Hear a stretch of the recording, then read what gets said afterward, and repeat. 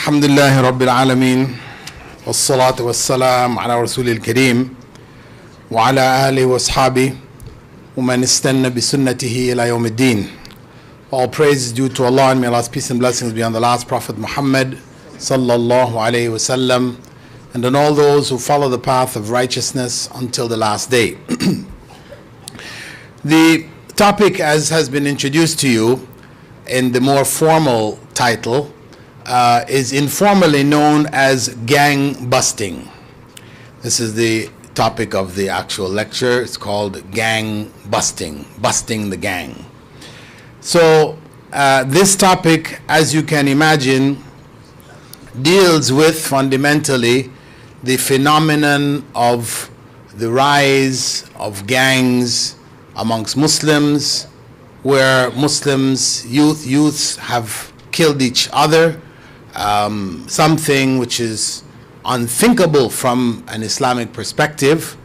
Yes, we have warring nations, but within a nation where young people will engage in violence to the point where they're killing each other is something unwritten in the history of the Muslim world. So this phenomena is a natural product of an existing phenomena of gangs in North America anyway, and Muslims have fallen into this trap. And as such, it is something which we have to worry about, though it seems to be focused or concentrated in the Somali community. There are many from other Muslim communities, whether it's Afghan, Pakistani, Arab, Egyptian, etc. communities, who have joined in, are engaged, and caught up in this cycle of violence. So as Muslims, we have a responsibility to understand this phenomena and to work out ways and means of correcting it. How do we go about correcting it? After knowing what the problem is, then how do we go about correcting it? Well, if we look at it from the perspective of the children or the youth, because we have two perspectives to look at. One, that of the youth, and the parents, because the youth are products of families. They've come out of families. So we need to look at those families as well as we need to look at the youth themselves. If we start with the youth, we can see that there are particular phases which youth go through when they join a gang. They don't just wake up one morning and decide, I'm going to be a gangster. It is a process that they go through, a gradual process. There are three basic stages.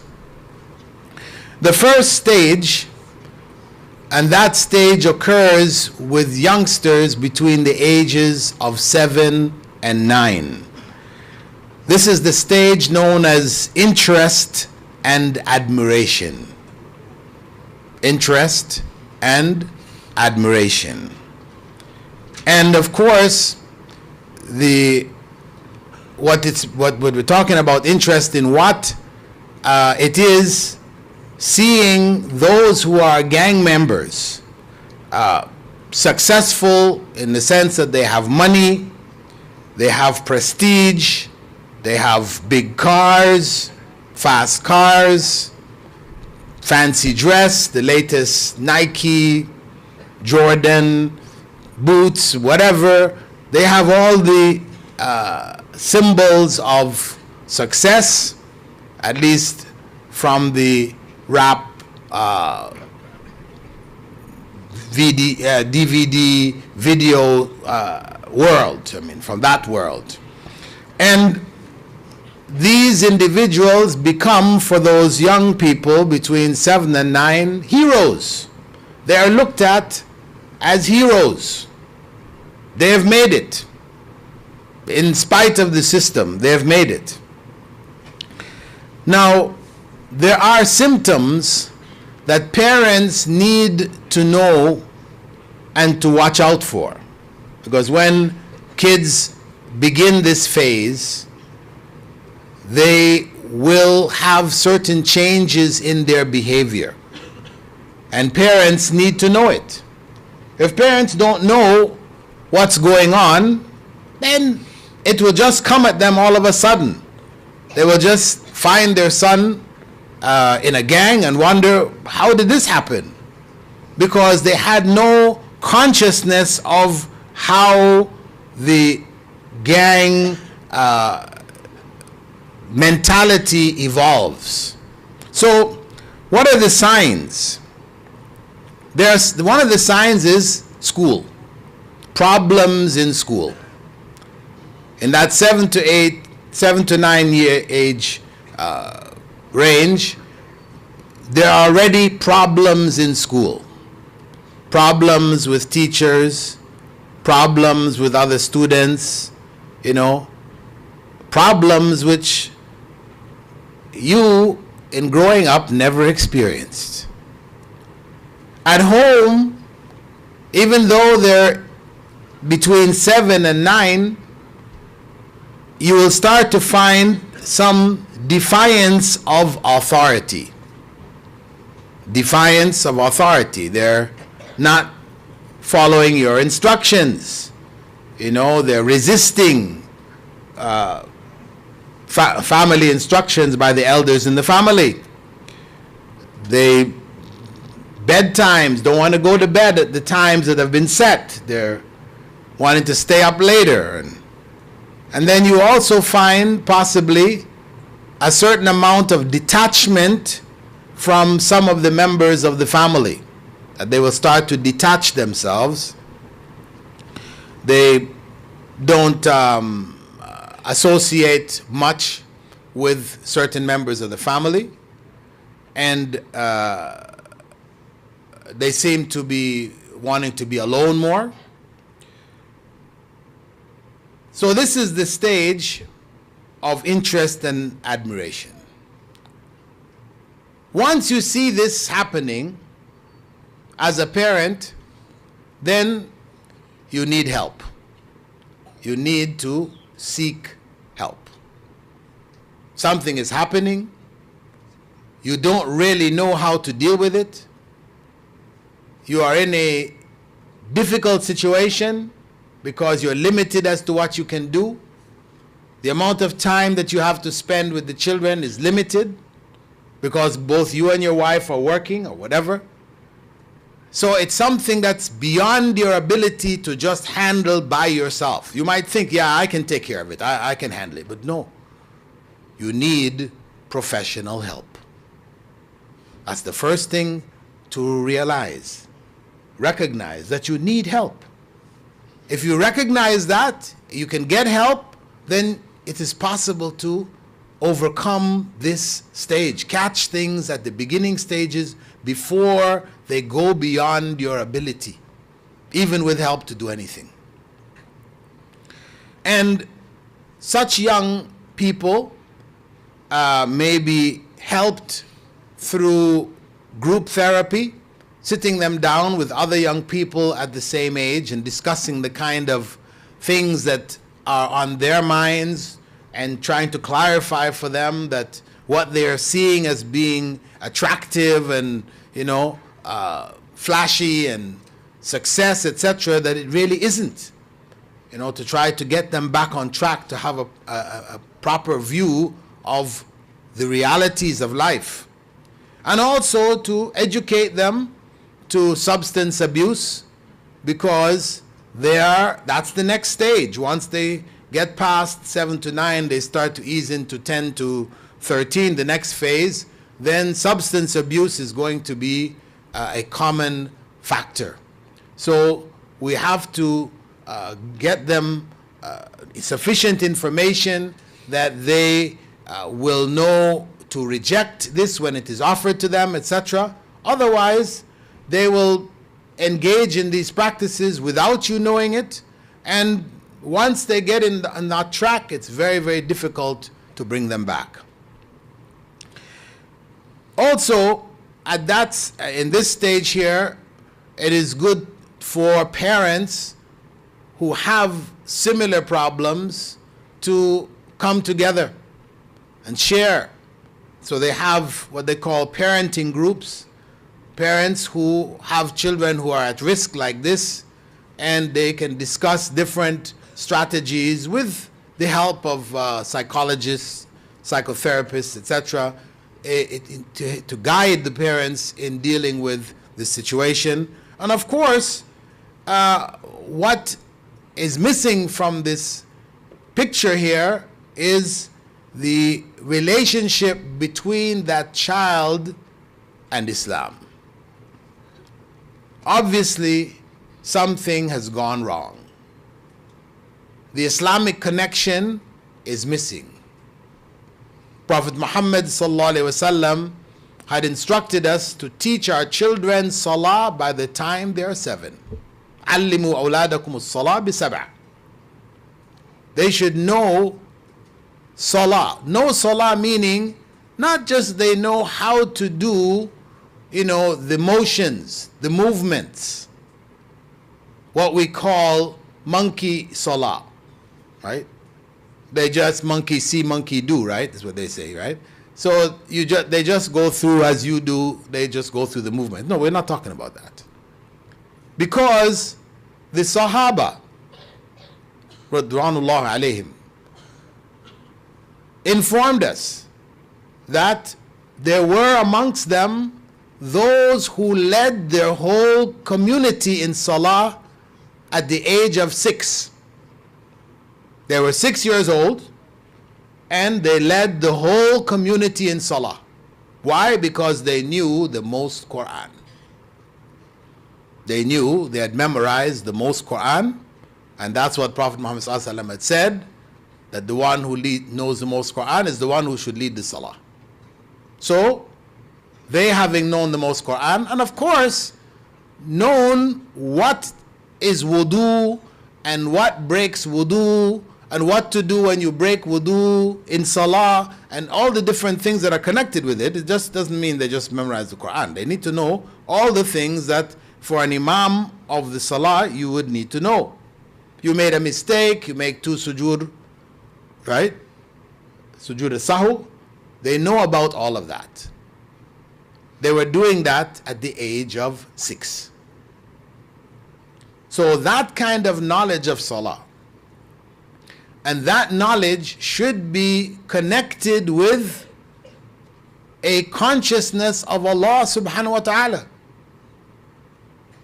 That they know that the prayer is not in order to please their parents, because this is one of the mistakes that tends to happen in that early stage when the children between 3 and 6, where personalities are developed, that we inadvertently train them to pray in order to please us. And this is something which may be natural. At 3 years old, the child sees you standing to pray, so he or she stands and prays along with you, and you say, MashaAllah. It really touches your heart. It touches the heart of others around you. It's impressive. The child sees that you are impressed by it. You're happy with it. So the child will do it again. And anytime, they want to get attention, that's all they have to do. You'll be sitting there and talking with your friends, and they'll just come out and everybody will be, MashaAllah, look at that. Look at that. Something very impressive. But at the same time, if we allow that to just grow as it is, then the child identifies pleasing parents with this act And so they will do it merely to please the parents as they grow older with a better consciousness, but they're still thinking, my parents will be happy when I do this. If I want something, I want to, if they're upset with me, I just need to go and do this. And okay, everybody backs off. This becomes a powerful tool in their hands, right? So we need to connect them with the idea that this worship is not to please parents. It is to please Allah. Why are parents pleased? They're pleased because Allah is pleased. That's what we need to get them back to Allah. They're seeing us, but we need to get them to understand that ultimately it is Allah that is pleased. And that is what is important. Because that way, even when we're not around, they will pray. Because they know it is Allah that they're pleasing. But if they only know they're pleasing us, when we're not around, they won't pray. They'll only pray when we're around, so we will be pleased. Right? And this, in fact, is the essence of Riyah. What Prophet Muhammad ﷺ said, أَخْوَفُ مَا أَخَافُ عَلَيْهِ أُمَّتِي. The most thing which I fear the most for my ummah is Riyah. Ash-shirk al-khafi. Hidden shirk. So this, while on one hand is natural for the little children to do, we have to nurture it, we have to develop it, and we have to give it real meaning. But of course, that goes back to the parents themselves. If for them, Salah is just a duty they do as Muslims, we're supposed to do it, so we do it. Maybe we do it on time, maybe we don't do it on time, maybe we only do it on Fridays, we only do it on Ramadan, we have all these other kinds of things. If our Salah is that way, then what is going to happen to the children? There will be no chance for us to elevate that consciousness, because we are not ourselves good examples. So first and foremost, for us to be able to nurture that consciousness, we ourselves have to be clear about our prayers. That we are truly praying to please Allah subhanahu wa ta'ala. We're not praying as a cultural ritual. It is a part of Islam. Muslims pray 5 times a day, so we pray 5 times a day. So we pray the kind of prayer that many times in the Middle East, where I'm based, and involved in da'wah to non-Muslims, they will say to me, our manager, our director, our supervisor, we see him praying all the time. He prays Dhuhr, he prays Asr, he prays Maghrib. He's always going there, first there praying. But he cheats us. He cheats us. He doesn't give us our proper wages. He makes us work overtime without paying us. All these different bad things. So they say, well, what is the value of that prayer? What kind of prayer is that? And I have to agree with them. Allahu ya'lam. Allah knows best. What is the value of that prayer? Because Allah clearly said, Inna salat tanha anil fahsha wal munkar. That salah prevents evil speech and evil deeds. So how could somebody be so conscientious in their prayer and at the same time be oppressing the people that Allah has put them in charge of? It's contradictory. It doesn't make sense. It must mean not that there's something wrong with the prayer, but something wrong with their prayer. There's something wrong with their prayer. They are not praying the prayer which Rasulullah sallallahu alaihi wasallam taught. They are praying, as we talked about before, the monkey prayer. Right? Monkey see, monkey do. Okay, they do it. But what is inside the prayer, which is supposed to change a person's attitudes, his iman, his emotions, control his tongue, control his actions, it's missing. So while looking at this first stage, interest and admiration for the 7 to 9ers, we need help externally, but we also need to work internally because, external help, this is the last resort. If we have our program in order, then we wouldn't be faced with this. So it means that something is wrong. We have to correct up what is inside, and we get help from the outside. So the combined effort, inshallah, can bring about change. The second level, that is called the introductory level. That's for the 10 to 13-year-olds. In this stage, the gang, seeing these youngsters who are admiring, they've reached that age now, they give them small jobs to do, which makes them feel more attached to the gang. They give them the job of looking out for the cops. They're the lookouts. They pass the word along, cops are coming. Okay. So whatever bad stuff they're doing, they know they have to stop, shift, whatever. They're the lookouts. They give them that type of job. How to know when the children in this age group are involved in such types of activities? They've now become linked to the gang. You will see changes in their routines. They'll start coming home later than they normally come. You will see a change in their friends. The friends who they used to bring over to the house and so and so, you start to see a different kind of friend. They don't look the same as the other ones. The other ones looked a little more innocent. These now starting to look a bit, shady. You find they become secretive. They have secrets they don't want you to know about. They stay up late at night. You find them very irritable. They have anger issues, getting really upset. Parents. And they try to keep parents away from their room. They want to lock the door on their room. They want their own lock on the room. Nobody goes in the room except for them.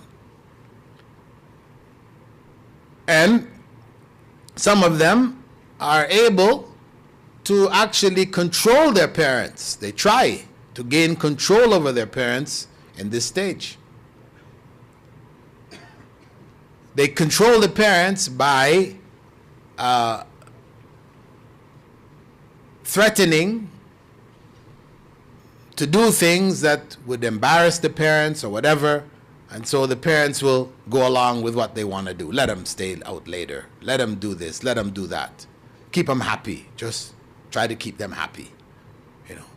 So parents caught up in this, keeping your kids happy so they don't get real angry and they don't say things that you don't want to hear and all these kind of things. They've now gained control over the parents through that.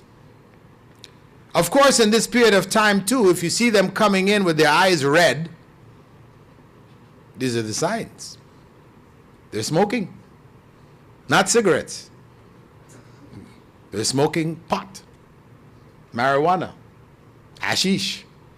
That's what's happening. That's where the red eye is coming from. So you should be careful about that. You see your kids walking in with red eyes, then you know you have big problems on your hands. Big problems.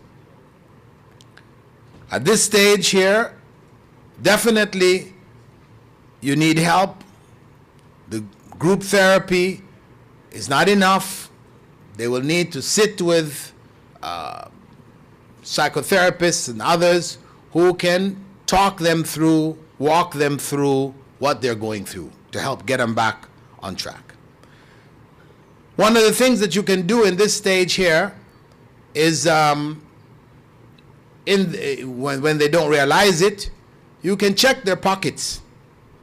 As parents, you check their pockets, because when they've reached this stage, they start to become a bit disoriented, disorganized, and though they will try to hide their stuff, they will slip up and you will find it in their pockets, things that shouldn't be there. And these will be the signs, that you definitely need to go and get help. And of course, we said this is the transition stage now into the full membership. Between 14 and 21, this is when they become now full members of the gang. And at this time, you'll see them sleeping out. They're not sleeping at home anymore. They're hanging out. They're coming back after days. They've been absent for so many days. They break all the curfews that you set. Their grades have dropped. If they're still in school, their grades drop. And you'll find them dropping out of school. They don't want to study anymore. Finished. This time they'll openly threaten parents. They'll stand up to them. This open rebellion is happening in the home now. And they will threaten to move out. Some of them will even move out. And of course it will be a big tragedy. The family's upset. No, come back, don't go. And they will pressurize the family to accept them. Maybe they even pressurize to accept them to smoke dope in the house. You have parents who allow their children to say, what else to do? Otherwise he's going to go. They allow him to go and smoke in the home. And what happens, of course, there are younger kids in the house. They're seeing this person, you've just sealed their fate. You think you're saving the bigger one, but in fact you're destroying the smaller ones. So there's a point here where in terms of dealing with this, where you have individual who insists that he wants or she wants to smoke dope in the home, this is the point where you have to say, Ma'as salama. You have to put your foot down. Ma'as salama. And you can go. Because you want to protect the rest of your home. If you don't have the authority to maintain, a clean home, then you're finished.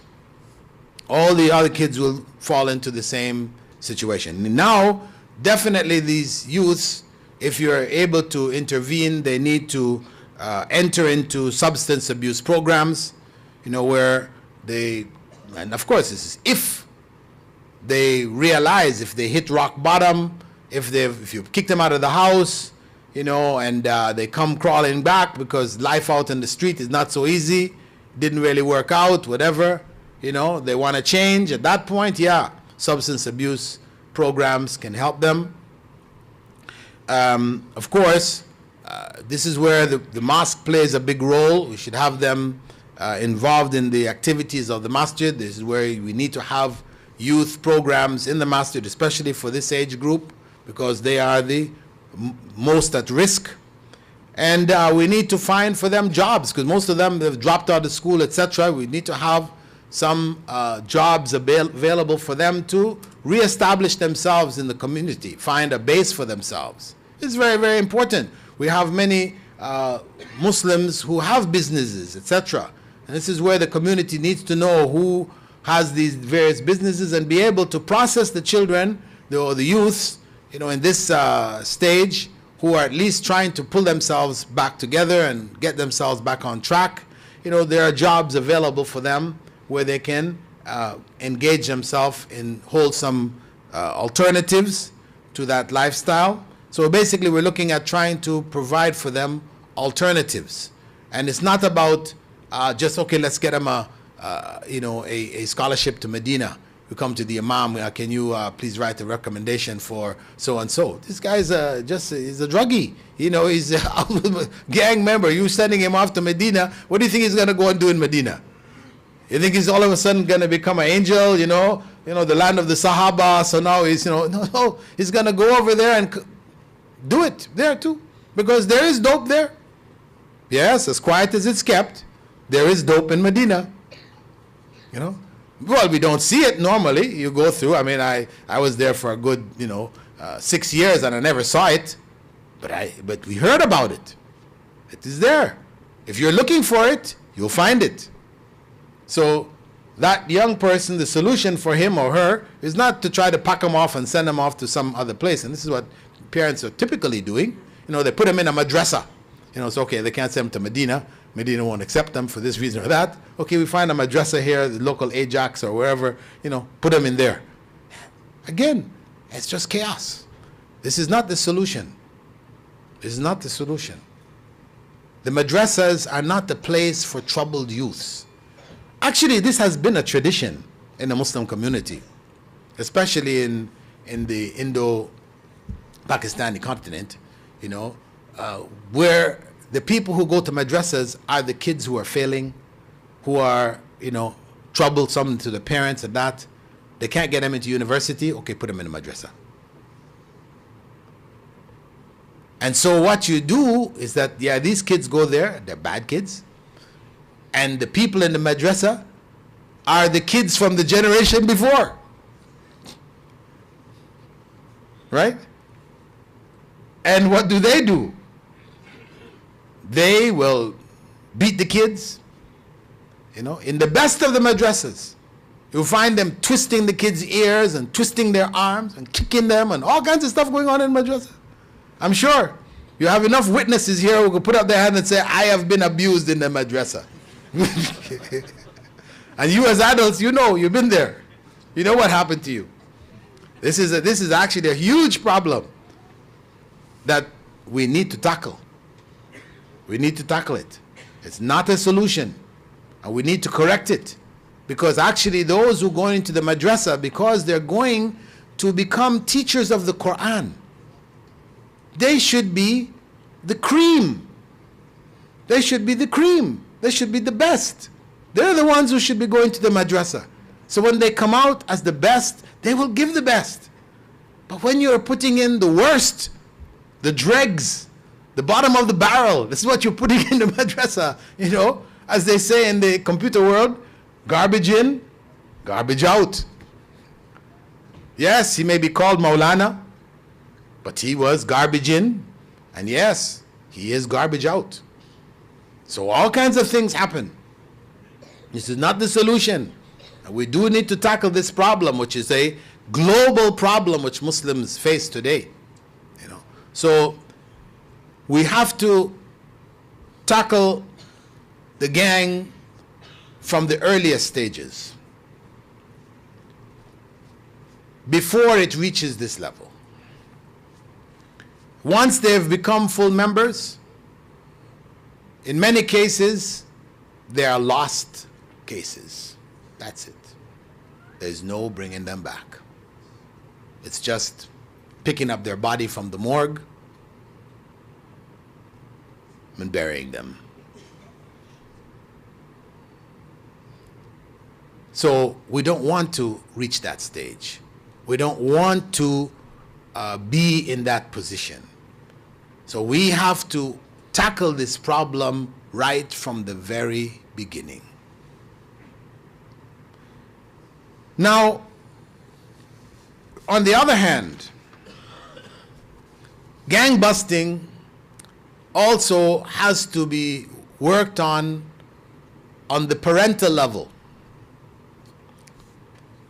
because the basic elements for gangsterism exists amongst the adults. They may not call themselves gang members or gangsters. They may not call themselves this. However, they display all of the traditional features of gang membership and gang administration that the smaller version among the youth display. So if we look on the family level of parents, we can find elements of the drug problems in the community where qat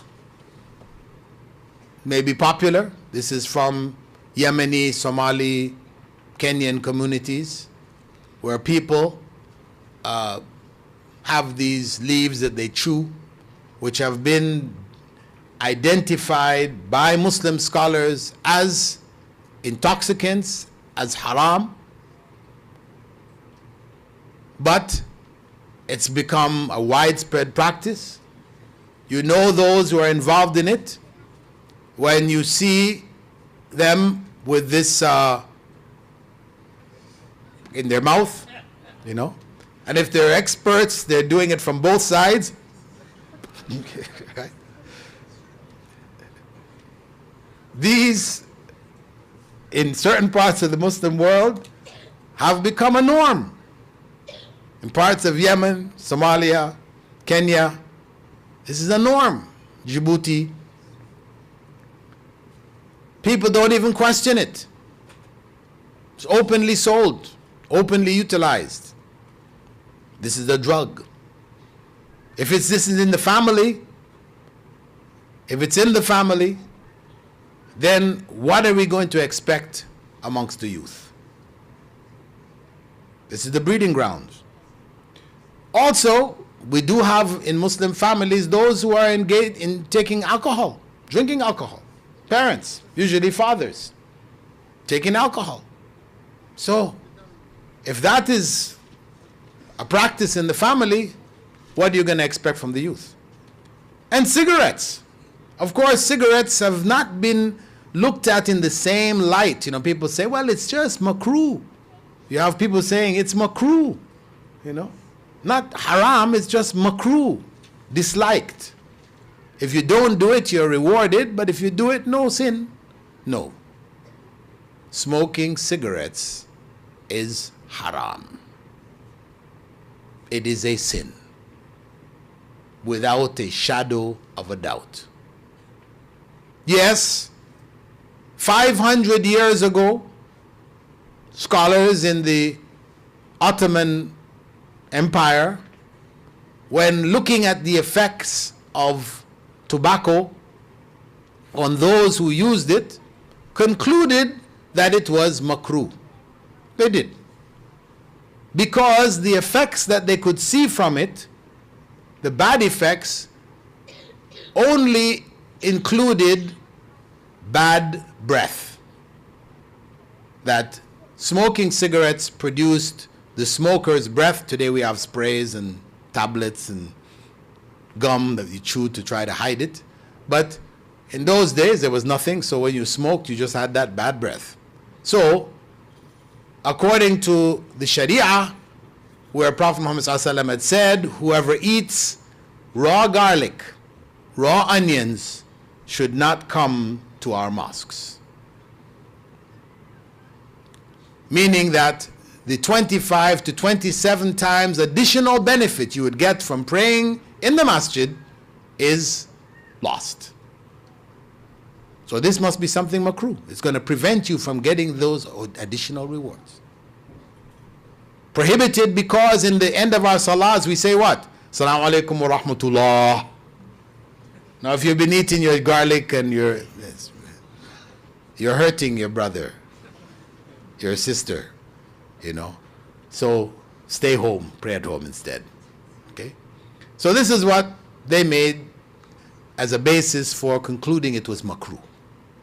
But in the 70s, after 15 years of struggle with the cigarette companies, evidence was already produced from back in the 60s that smoking was connected to cancer. But the big cigarette companies had bought out scientists and doctors who were saying these evidences are not conclusive. We are not certain, it could mean other things, and they were just double talking their way through for 15 years. Finally, the evidence became so overwhelming that no scientist who had any kind of honor would dare to say this connection wasn't there. The Surgeon General of the US declared that smoking causes cancer. This is conclusive. All cigarette companies were now forced to put warnings on their cigarette boxes, you know, pictures of lungs and all kinds of stuff to let people know this thing causes cancer. And for us, we know cancer of the lungs, cancer causes death. So scholars, when that became a fact, scholars whose fiqh was living fiqh and not fossilized fiqh, then re-looked at the evidences and drew from the Quran and from the Sunnah the statements of Allah subhanahu wa ta'ala, where He said, وَلَا تَقْتُلُوا أَنفُسَكُمْ, do not kill yourselves. وَلَا تُلْقُوا بِأَيْدِيكُمْ إِلَى التَّهْلُكَةِ, and do not throw yourselves with your own hands into destruction. Do not destroy yourself. So these evidences, combined with the statement of the Prophet ﷺ that whoever kills himself in this life will find himself in the next life in hell, killing himself forever, over and over again. All of this put together led the scholars to conclude that smoking was haram without a shadow of a doubt. And the arguments of those who tried to defend it, saying, well, not everybody who smokes gets cancer. In fact, in Ripley's Believe It or Not, the Chinese woman who lived the longest in the world, woman who lived to the oldest age, something like 130 years, whatever. They asked her what her secret was. She said, I smoked a cigar every day. Okay. She smoked a cigar every day and she lived the longest. So they say, hey, how can you say this is suicide, you're killing ourselves? Well, the point is, this is just Allahu Akbar. That's all it is Allahu Akbar. That something which normally killing everybody else, this woman lives to 130 in spite of it. Right? This is just to show that Allah is greater. He is the one who determines when people die. But we do not, in the Sharia, make rulings according to the exception. We make rulings according to the general rule. This is how we operate. So if you go back to Ripley's Believe It or Not, they also have there an individual who jumped out of an airplane at 40,000 feet, pulled his ripcord, no parachute, pulled his emergency, no parachute, hit the ground, and still lived to talk about it. He may have broken almost every bone in his body, but he survived it. Okay? So now, are you ready to jump out of the airplane without a parachute? Right? Of course, nobody's going to do that because we don't think that way. We realize that he was an exception and we don't make a rule about him. We just say, Allahu Akbar. Allahu Akbar. So, smoking causes cancer, cancer causes death, so smoking is haram. So if we are going to be smoking in the house, we are providing a foundation for our children. They see you smoking cigarettes, they're gonna want to smoke. They'll smoke cigarettes and eventually they'll make it to marijuana and whatever else people are smoking. Also, in the family, we find the roots of gangsterism and gangs in the cultural teachings, where the family will give precedence to the culture over Islam. Islam says one thing, but the culture says something else. And even though the kids may have come across, they've gone to the masjid, they heard this is haram or whatever, they come and they tell their parents, they say, no, it's okay. You know, back home, we do it this way. This is our way. So this is the practice of the gang. The gang has its own set of rules. It doesn't abide by the general rules. So this is the foundation for gang thinking. Also, you find in the families that are creating this gang mentality, their sole concern when they want to listen to the news, for example, they will only turn on the news for their country. You don't realize what you're doing. You know, if every time you turn on the TV, you only turn it on to Egypt. That's all you listen to. You're Egyptian, so you turn it on just for Egypt.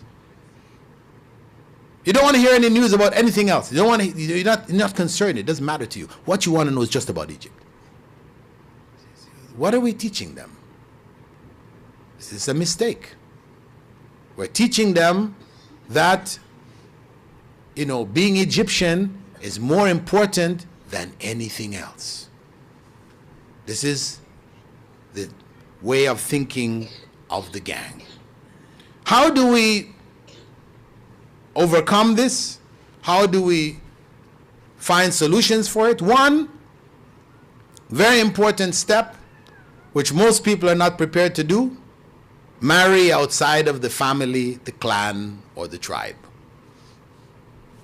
That's the step. It's a big one. For parents, for kids, it's no problem. The youth, they don't mind. No issues.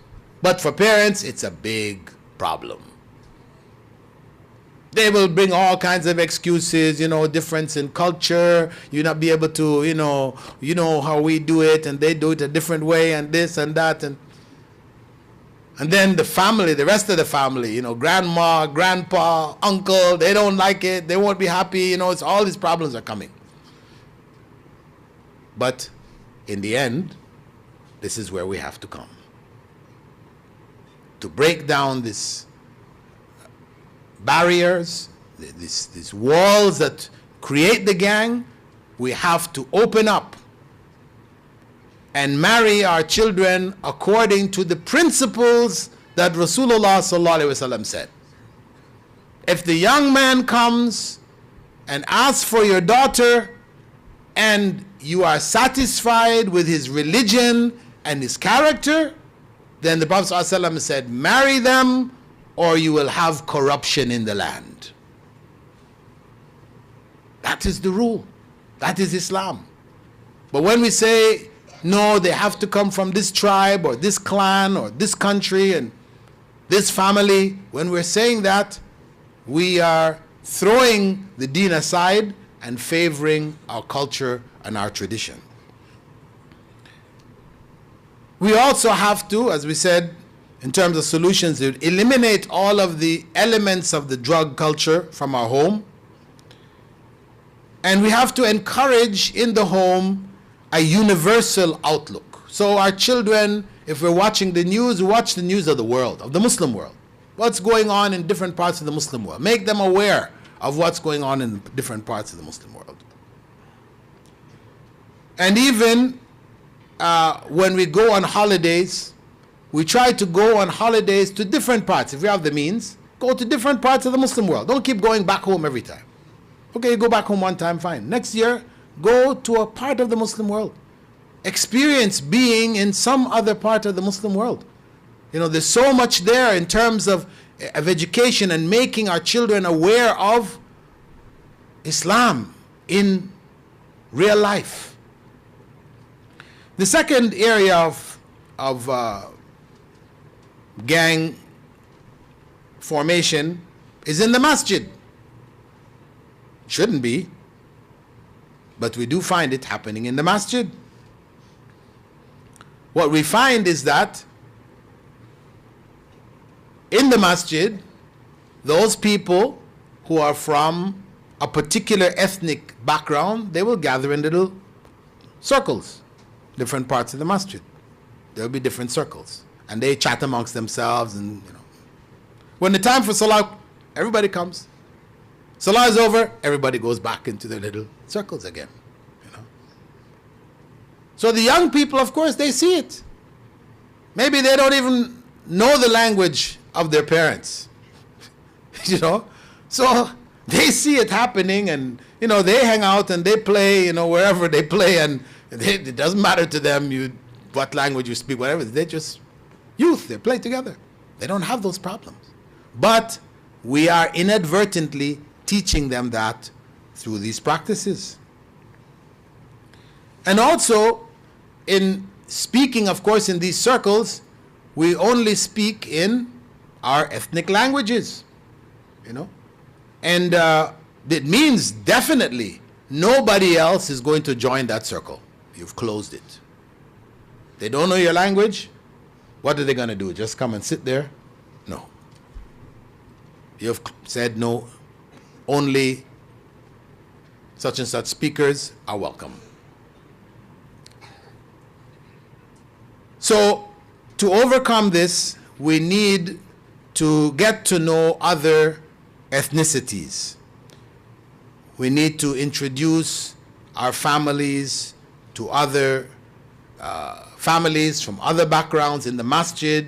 We need to sit together, get to know each other, you know, not just each time come and know just our local ethnic friends. We should each time come to the masjid, try to meet some of the other people in the masjid. We've been coming to the masjid for the last 5 years. And there are people who have been coming to the masjid for the same last 5 years, and we don't know them. There's something wrong here. We don't know them. Oh, yeah, we know to see him. Yeah, he comes to our masjid. But who he is, really what is, you know, his situation, his family, and so on and so on, we don't know. We don't know them. And that's why it is also important that in masjid activities, you know, we bring the families together.